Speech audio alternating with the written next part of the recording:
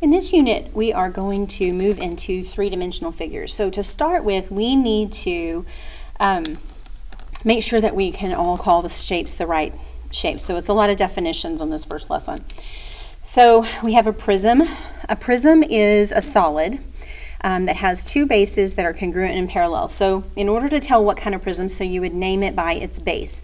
So what you're going to look for is you need those bases to be the same size and parallel, and you're going to look for those. So in this case, this is a triangular prism because the two that are congruent and parallel are the triangles. Now notice that it's not what it sits on. So the base is not what it sits on. Look for those sides that are parallel. Those are going to be your bases. A pyramid is a polyhedron, or a shape that's made up of polygons that has one base and the faces all meet at a point called the apex or vertex. Okay?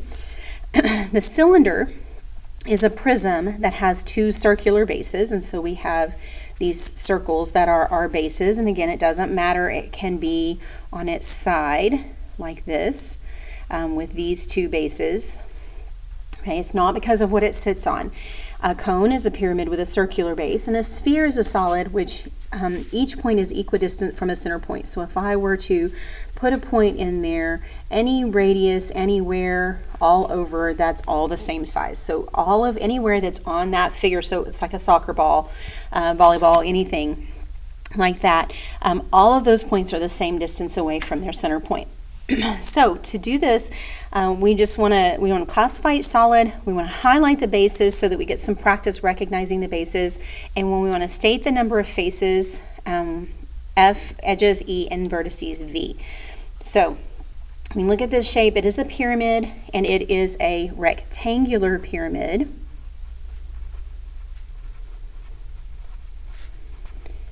You can tell it's a pyramid because it comes to a point right here.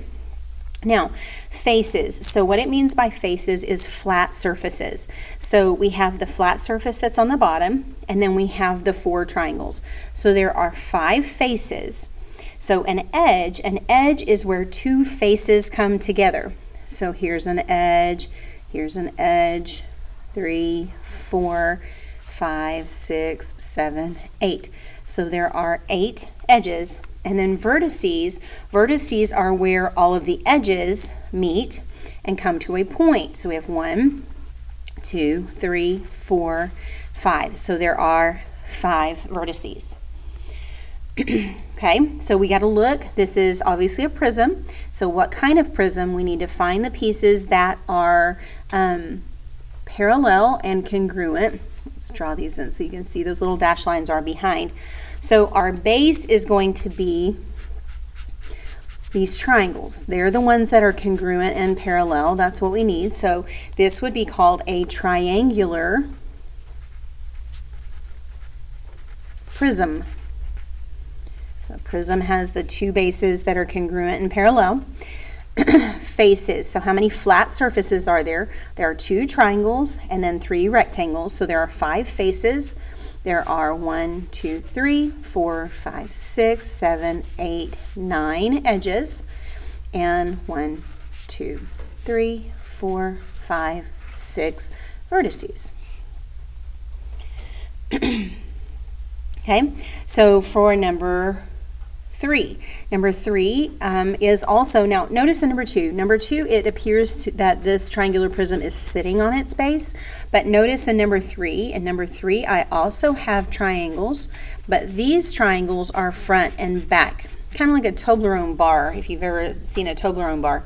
It's kind of laying on its side, but it is still a triangular prism. Same thing, it doesn't matter what it's sitting on, okay? You can have, a lamp has a base, but if you turn the lamp on its side, that lamp's base didn't change just because it's laying on its side now.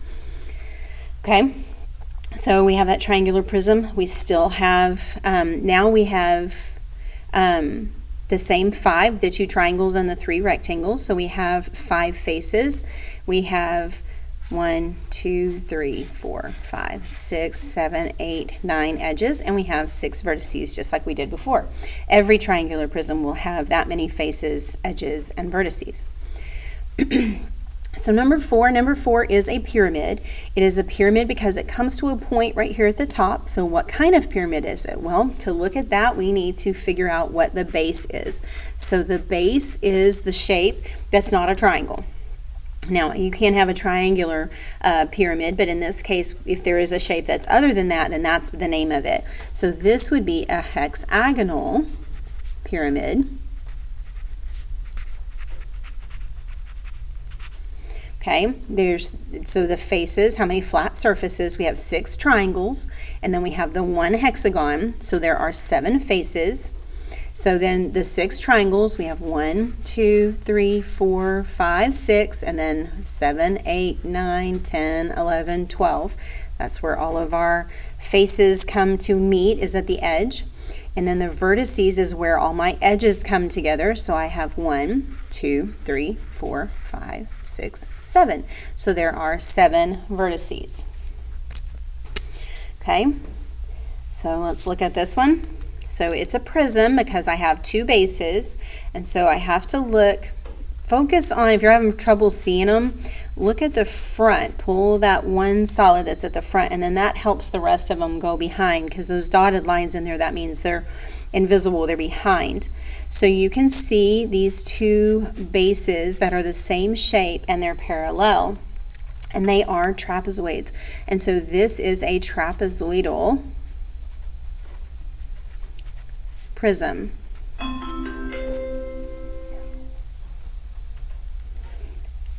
So we have our faces, we have our 2 trapezoids, sorry, we'll try to talk over it. We have our 2 trapezoids and our top, right, left, and bottom. So we have 6 faces. We have 1, 2, 3, 4, 5, 6, 7, 8, 9, 10, 11, 12 edges. And then we have our vertices, which are our corners, 1, 2, 3, 4, 5, 6, 7, 8. So we have 8 vertices. Okay, so if you're having trouble seeing them, look for the one that's in the front, and then the rest of it should help fall back into place. Now, on number 6, here's the problem. Number 6, by definition, a prism has 2 bases that are congruent and parallel. But notice, on this one, your front and your back are both rectangles, and they're parallel, and they're the same size. And your right and your left, those are congruent and parallel. And your top and your bottom, those are congruent and parallel. In this case, it doesn't matter which one you use as your base. So a lot of times we like to use the one that it is sitting on. So if we have this one, right, we could use that one as the base. We could also use this one as the base if you wanted to. Again, it's not going to affect how you do your calculations. So this is a rectangular prism.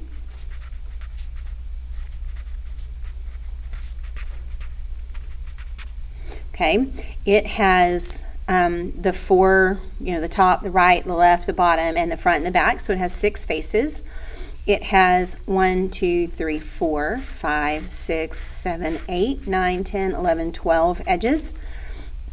And then it has 1, 2, 3, 4, excuse me, 5, 6, 7, 8 vertices, are corners. Okay, so a face is its flat surface. An edge is where those 2 come together, and then a vertex is the corners. Okay, now a net is a 2-dimensional figure.